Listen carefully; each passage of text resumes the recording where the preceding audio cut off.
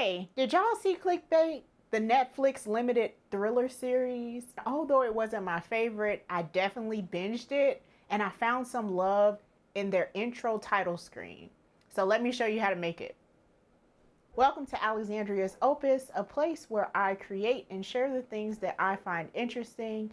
Today we are going to tackle an After Effects tutorial, more specifically this Clickbait title screen. If you haven't seen it, according to IMDb, the plot is when family man Nick Brewer is abducted in a crime with a sinister online twist, those closest to him race to uncover who's behind it and why. So let's begin. Make a composition. I chose a 1080 resolution and 30 seconds. Insert a solid object. Select layer, new, and solid. It should automatically populate as black. Just select OK.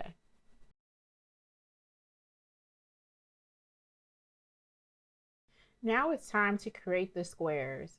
Click the shape option and make sure that you have a rounded square.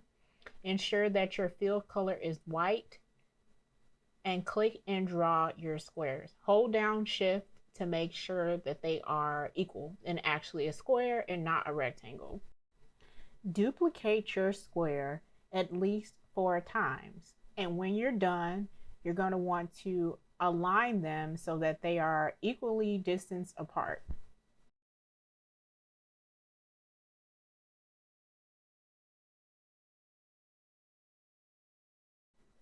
After you get the first 5 boxes how you like them, duplicate them yet again and click and drag the next 5 up so that you can get a total of 10 boxes. There should be 5 boxes at the top and 5 at the bottom. The next thing you should do is properly label each of your boxes and also import the video that you want to use. Add it to your timeline at least 10 times for each box. Since I'm currently playing Psychonauts 2, which can also be found on my channel, I'm going to use a quick clip from that stream.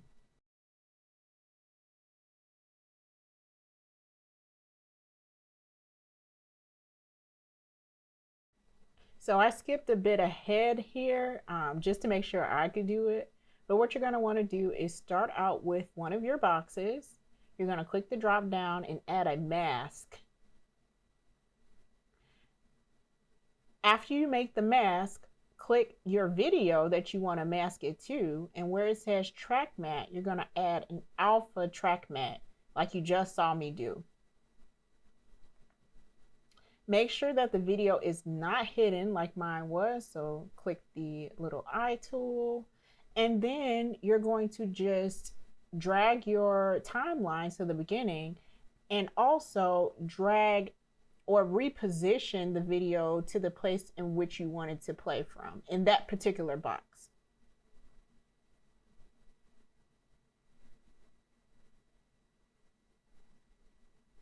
And it's just as simple as that.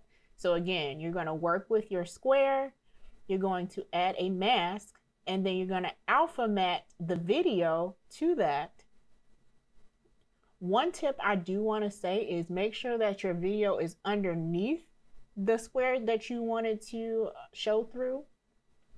And then of course, just continue to play with position as you see me doing here. And repeat the process for each of your squares. I thought it would be cool to have like an emergency, like a cohesive square here. So that's why you see it look like this.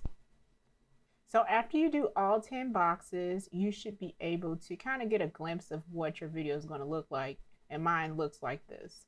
Next thing you're going to do is add your clickbait letters. So I just added them all at the same time. Make sure that they are in the center of each block. And then you're going to place them. The last thing you need to do is to figure out when you want your shape or your video and the letter to come in. So if you noticed back in the beginning with the original title from the actual show, they kind of stagger in their opacity. So this is up to your choosing, but basically all I did was add opacity keyframes to each letter first, and then I just copied those keyframes to the actual video so that it will show up at the same time. Add 3 opacity keyframes to both the letters and the videos. One to maintain 0 opacity, one to maintain 100% opacity, and then the last one to go back to 0 opacity. So your first one obviously is to just preserve it from not showing. The second one is going to make it show, and the last one is just going to make it go away. So make sure that the first 2 keyframes are relatively close because that interaction is going to be close. And then the last one you're going to put at the very end of your composition. So my whole composition only ended up being 6 seconds. I didn't want it to be super long since we're dealing with videos, and plus it's true to what they did on the show. So after you finish with your opacity keyframes, you should get the final product. And here is what mine looks like. And it's super fast, but if you wanted to have this like in Premiere or somewhere, all you would need to do is tackle the speed and slow it down.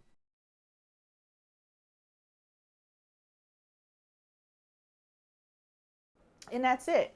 Don't forget to like and subscribe for more tutorials and things of this nature and anything else I have going on. Bye.